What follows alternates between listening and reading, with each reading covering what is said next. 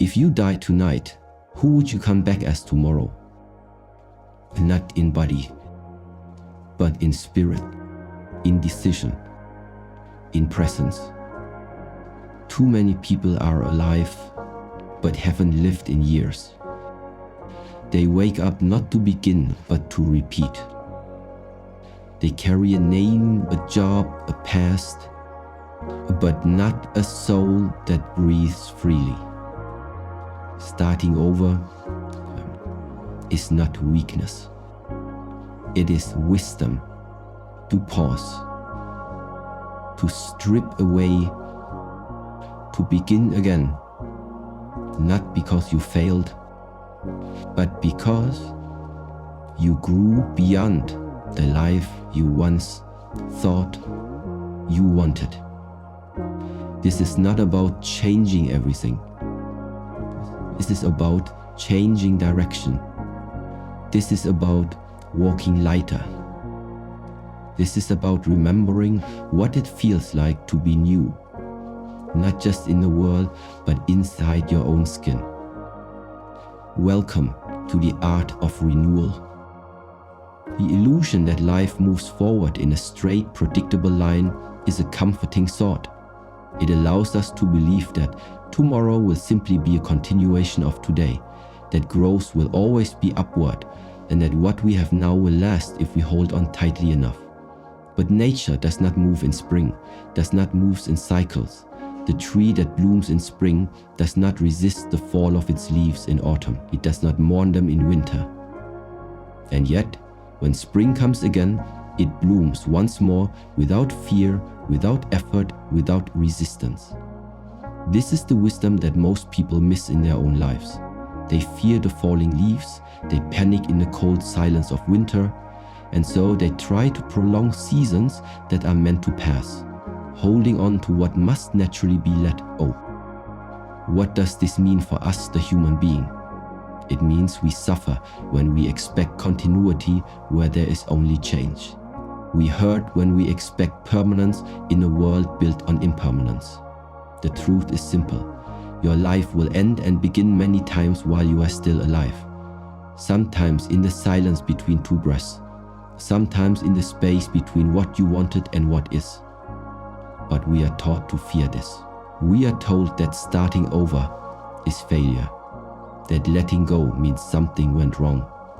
And so we cling to roles that no longer fit, to people who no longer walk beside us, to identities that once served us but have now become cages.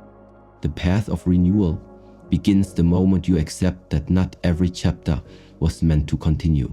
Some were written to teach you, some were written to test you, and some were only written to end. But that ending is not your enemy. It is the doorway to something deeper, quieter, truer. When the forest is burned, it is not the end of the forest.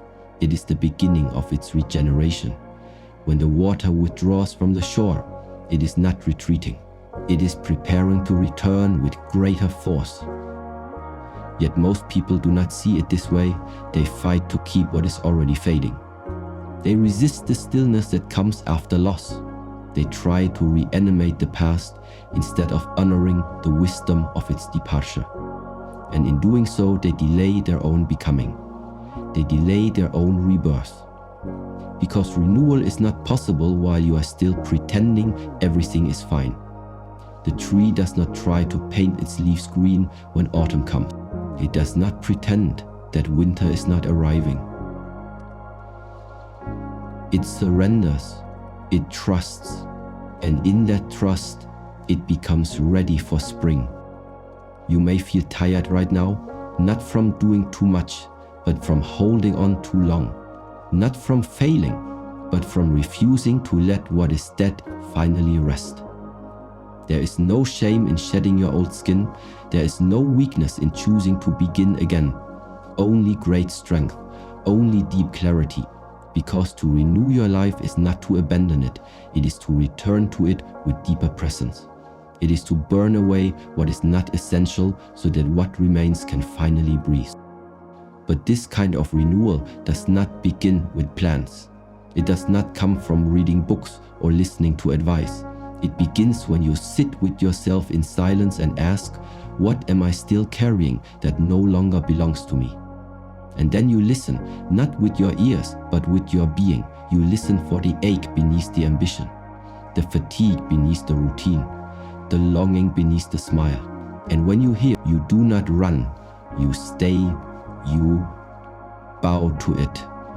You let it speak, because that voice, the one beneath all the noise, is the part of you that is ready to begin again. No leaf falls by mistake. No season arrives without purpose. Your life is not off track. You are simply in a moment of release, of death, of preparation. Something inside you knows it is time, not to fight, not to fix, but to finally let go. And in that letting go, space will appear. In that space, breath will return, and in that breath, the quiet miracle of beginning again will take root. Naturally, without effort, just as spring always comes, whether or not anyone is watching. There is a story passed down in the silence of temples and carried in the footsteps of those who truly seek. A young monk once arrived at a monastery, eager to begin his training. He came with great devotion, with books he had studied, with robes he had earned, and a name he was proud of. But the master did not greet him. The master did not even look at him. For 3 days the young monk stood outside the gates, waiting. On the 4th day, the master appeared and said only one thing: leave behind everything you've brought. Confused, the monk said, but these are the things that prove I am ready. And the master replied, then you are not. The next day, the monk burned his books, set down his name, and walked through the gate barefoot and unnamed. Only then did his training begin. This is not just a parable, this is the truth of every human being who wishes to be born anew. We are so tightly bound to our names, our roles, our stories. We walk through the world wearing layers of identity. I am this job, this gender, this age, this past. I am my successes, I am my traumas, I am my reputation. But none of these are you. They are garments. And just like the robe the monk wore with pride, they must be set down if you wish to uncover something deeper. To begin a new life is not simply to change your surroundings. It is to dissolve the false layers of self that have calcified over time. The way water wears away stone, not through force, but through persistence. And yet, most people fear this letting go. Because who are you if you are not your name? Who are you if you are not what the world recognizes and applauds? The ego clings to identity like a drowning man clings to driftwood. Even if the shore is close, even if swimming would bring freedom, the fear of losing what is familiar can feel greater than the pain of staying stuck. But the new beginning requires a kind of symbolic death, not of the body, but of the image, of the self you crafted for safety, the self that was shaped by others' expectations, the self that had to perform, please, protect. That self may have gotten you here, but it cannot take you further. And when the time comes to shed it, you will know, because something inside you will begin to ache, not a loud ache, a quiet one. The kind that shows up when your achievements no longer satisfy you, when your titles feel hollow, when even praise becomes noise. This is the threshold the monk stood upon, not outside again, but inside himself. And that is the threshold you must also stand upon. Look at yourself, not with judgment, but with honest eyes. Ask, what part of me am I still defending that no longer serves my peace? What image am I protecting that costs me my presence? These are no life cannot grow where the old self still rules. Sometimes it is the strongest people who must lose the most. Because strength without surrender is armor, and armor may protect, but it also imprisons. The robe the monk wore was not evil, but it was a symbol of attachment, and the fire that consumed it was not destruction, it was purification. There is a silence that comes when you stop performing, a stillness that enters when you no longer need to be seen a certain way. In that silence, you will begin to meet yourself, not as a name, not as a role, but as a living presence. And from that presence, something entirely new can emerge. Something real, something light. But do not rush this process. Do not tear the rope off in anger. Fold it gently, lay it down with gratitude. Bow to the self that carried you this far, and then step forward, not as someone new, but as someone true. The world may not recognize you, that is fine. Let the world name you after it sees how you walk. Let your new life speak through action, not declaration. In the monastery, no one asks who you were before you arrived. They ask only one thing: are you here now? And perhaps that is all renewal ever asks of us. Not to be perfect, not to be impressive, only to be present and willing. Most people believe a new beginning must be loud, that it must be declared, posted and shared like a victory flag waved at the top of a mountain. But true renewal does not arrive with noise. It comes like the mist before sunrise, quiet, invisible, unmistakable to the one who is truly awake. A new life is not born in public. It begins in stillness, beneath the surface, in the places no one else sees. Like the seed buried in darkness, long before it becomes a tree. Like the breath that settles before the first step is taken. To begin again is not to run to a new city or change the clothes you wear or the words you say. It is to shift your being from noise to awareness, from reaction to observation, from grasping to presence. This shift is internal, invisible, but it changes everything, because the world you experience is only ever a reflection of the mind you bring to it. A still mind brings clarity even in the midst of difficulty. Most people try to fix their lives by rearranging the outer pieces. They move jobs, change relationships, chase new distractions, but if the inner landscape remains the same confusion will follow them wherever they go. Stillness is not inactivity, it is mastery. It is the moment when the water becomes clear again, not because something was added, but because the stirring finally stopped. This with yourself long enough and the truth begins to surface. Not dramatic truths, quiet ones, simple, undeniable truths. I am tired. I am holding on. They are doors. And if you dare to open them, you will find something deeper waiting on the other side. Peace that does not depend on answers. Presence that does not need performance.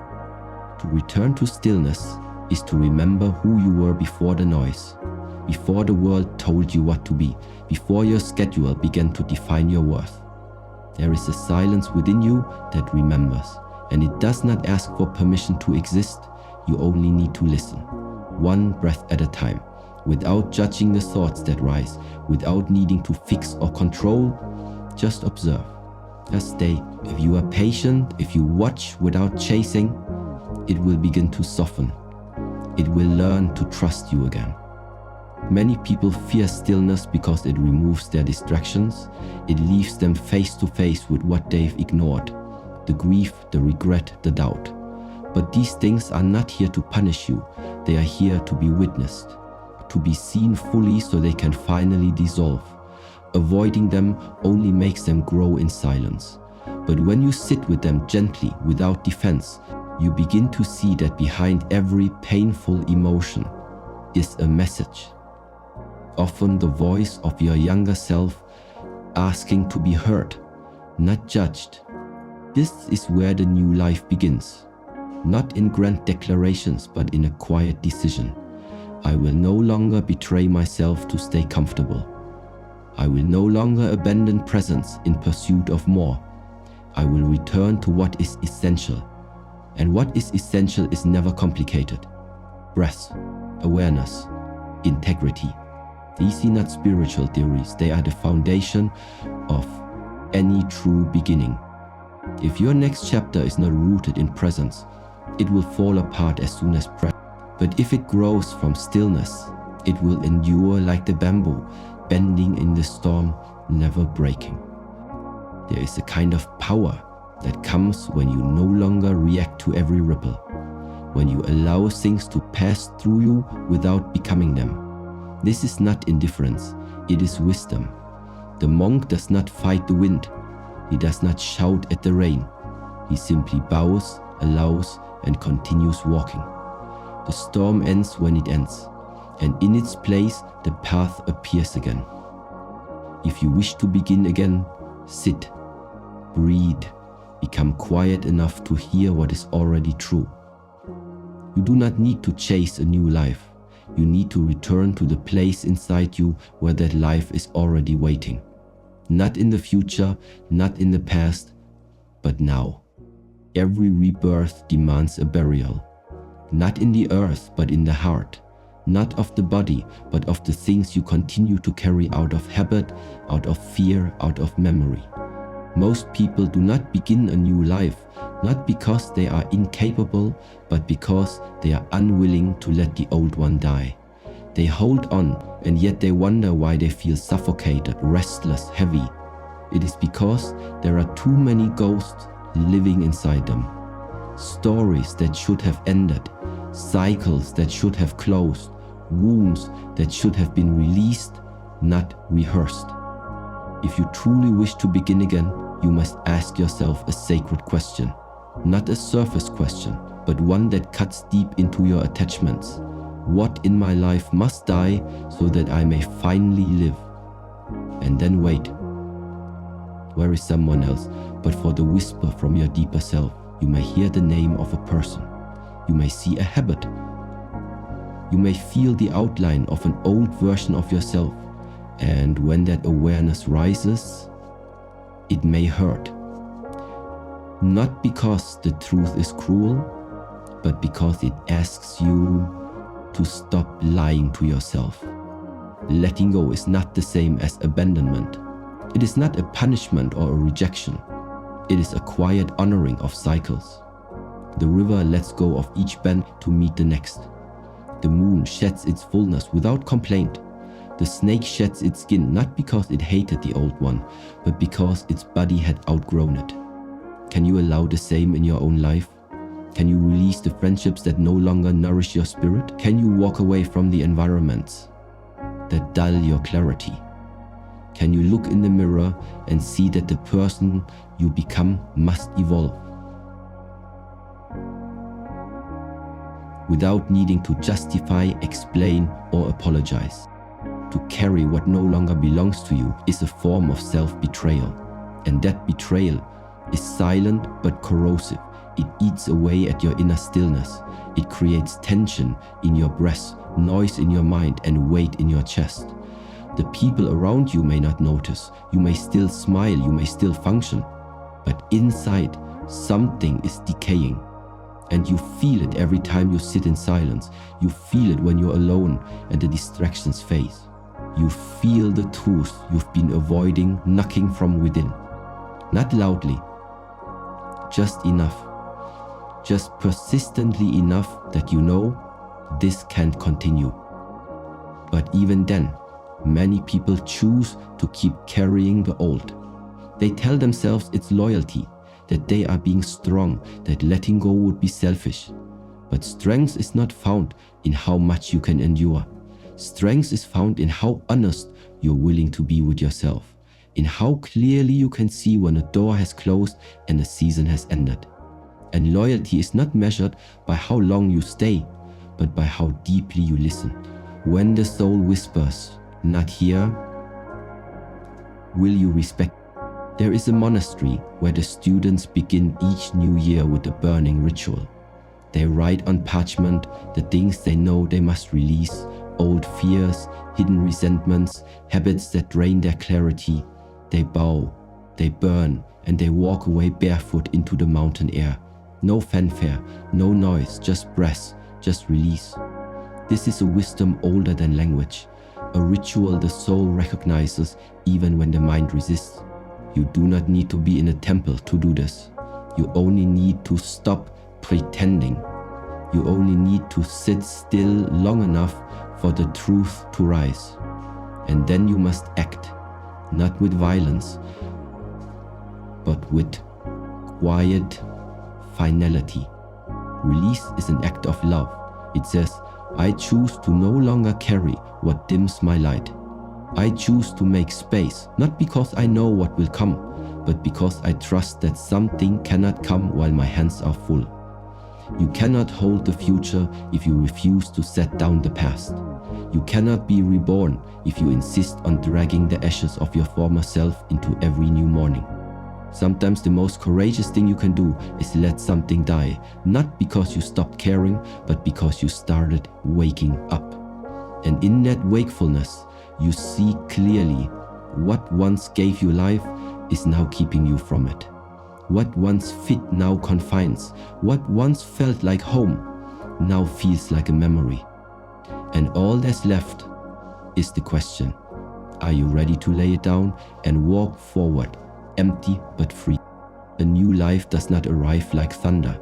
It does not come crashing in to announce itself. It grows like a blade of grass breaking through stone. Slow, persistent, silent. Most people wait for motivation, for signs, for a sudden shift to make everything feel new. But the art of renewal is not found in bursts. It is found in rhythm, in gentle, repeated movements, in daily actions that are so simple they seem insignificant. There is a kind of strength that does not shout. It does not need attention. It is the strength of rising at dawn, not to prove anything, but to meet the day in stillness.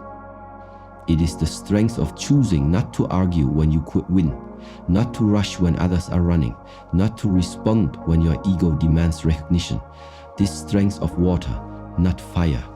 And water, over time, carves mountains. You do not need to become someone else to start over. You need to remember who you are without the noise, without the performance, without the need to be seen. The most powerful transformations are invisible at first. A man sits, a woman breathes. No applause, no achievement, but just a return to self. From the outside, it may look like nothing is happening, but inside, we have been taught that dramatic change is what matters. But drama is the ego's performance. True change is quieter. It is when you choose to walk instead of speak, to release instead of hold, to observe instead of react. Renewal is not a one-time decision. It is a discipline, a posture, a way of being that you return to even when it's difficult, even when it's lonely. Because that is when the old self tries to rise again, to pull you back into old habits, old reactions, old narratives. And in that moment, the choice becomes sacred. Do you return to sleep or do you stay awake? There is an ancient Shaolin teaching. Don't speak of your practice. Let your presence speak for it. A tree does not explain how it grew. It simply stands, rooted, unmoved, aligned. This is the clarity that comes from quiet discipline. You do not need to declare your new life. You only need to live it, step by step, gesture by gesture, and not as performance, but as truth. You wake, you move, you speak less, you listen more, you breathe, and through these small invisible acts, the past begins to loosen its grip. Not because it is gone, but because it no longer controls you. The old self will test you. It will whisper that nothing is changing, that these small efforts are not enough, that the world will not notice. But the tree does not grow for attention. The monk does not meditate for praise. The mountain does not move for applause, and neither should you. If you wait to be seen, you are still serving the ego. But if you walk the path for its own sake, the transformation will become unshakable, because it is rooted in who you are, not in who you are trying to impress. There will be days when your discipline feels dry, when the silence feels empty, when no sign appears to reassure you. These are not failures. These are the deeper moments of alignment, the point where you continue not because it feels good, but because it is true. This is where the seed splits underground. This is where the real growth begins. Quiet, hidden. The new life you are seeking is not waiting on a distant mountain. It is unfolding beneath your feet, wherever you choose to walk with awareness. Each step, each breath, each decision to not repeat what you've outgrown. These are the rituals of your becoming. Do not wait for clarity to arrive fully formed. Do not wait for your emotions to be perfect. Simply return again and again to the discipline of gentle renewal. Let it be your companion. Let it be your teacher. Let it shape you in silence until one day, without knowing when it happened, you will realize you are no longer waiting for a new life. You are living it. There comes a moment when all the teachings, the reflections, the silence, and the letting go must turn into something real. Not an idea, not a hope, but movement, embodiment. Walking a new life is not built in the mind alone. It is shaped by the steps you take when no one is watching, when the world is asleep, when the doubts return like fog on the mountain. What matters then is not how much you know or how inspired you feel, but how deeply you are willing to move in alignment with the path you have chosen. Many seek clarity before action. They wait for a feeling of complete readiness, for perfect confidence, for all uncertainty to vanish. But the mountain path is rarely clear at the start. You begin in mist, often alone, carrying only your breath and your decision. The first steps may feel clumsy, you may stumble, you may question everything. But if you keep walking, something quiet begins to change, not outside you but within. The terrain becomes familiar, the rhythm steadier. You begin to trust the way under your feet, not because you see far ahead, but because you are no longer turning back. To walk the path is to say, I am no longer negotiating with the old self. I am no longer performing for a life I've outgrown. I move, not because I am certain, but because I am committed. There is power in such quiet devotion, the kind of power that reshapes a life not in a day, but across seasons. The bamboo does not grow for years above the ground, it roots itself first, invisibly. And then, in time, it rises with strength no storm can shake. This is the nature of true transformation. It begins underground, it begins in stillness, and it continues with each deliberate step you take, even when no one else believes in the change you are making. You may not be able to explain what is unfolding in you. That is not necessary. Let your discipline speak, let your peace speak, let your refusal to return to chaos speak. You do not need validation when you are moving from truth. And if you stay consistent, if you keep showing up to the path, especially on the quiet days, it will shape you the way water shapes stone, slowly, invisibly. Some days you will forget. That is part of it. Some days you will move from habit, not presence. You will feel like a student again. Good, that humility is a gift. Begin again. Without shame, without story. The path does not punish, it only waits. It is always there. No applause needed. Just stillness and the echo of your own sincerity. There is a kind of peace that cannot be borrowed. It must be earned. Not through struggle, but through quiet integrity. When your actions begin to match your values, your life begins to align with something greater than comfort. It aligns with truth, not the truth spoken in words, but the one felt in silence. In those rare moments when you know, not through logic, but through presence, that you are no longer pretending to be anyone else. To commit to the past is not to force change, it is to surrender to it. It is to realize that transformation is already happening the moment you stop resisting your own growth. There is no perfect version of you waiting in the future. There is only this moment, this breath, this choice, and then the next. Each one a thread, each one weaving a new life. If you can remember that, you will never be lost. Because the path is not a destination. It is a way of being, a way of walking, a way of listening to life.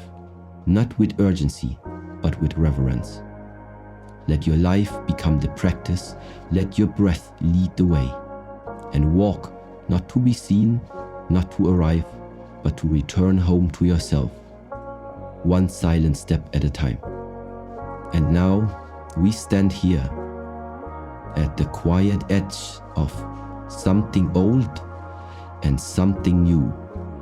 Not because your life has changed overnight, but because you have remembered where change truly begins. In breath, in awareness, in the silence beneath all stories. You have walked through the forest of endings. You have knelt at the altar of letting go. You have tasted the stillness that waits beneath every noise. And in that stillness, a seed has been planted. Invisible, patient, true. You do not need to become someone else. You only need to return to the one you were before the world told you who to be. The old life will try to call you back. The past will knock with familiar hands. But you are not that anymore. You are not the role, you are not the wound, you are not the weight. You are the one who saw through it. You are the one who chose presence over performance, peace over pressure, simplicity over noise. There is a Zen saying, no snowflake ever falls in the wrong place. So too, no step you have taken was wasted. No mistake was meaningless. Everything that brought you here was part of the preparation. Even the parts that broke you were shaping your opening. So now the question is no longer, can I begin again?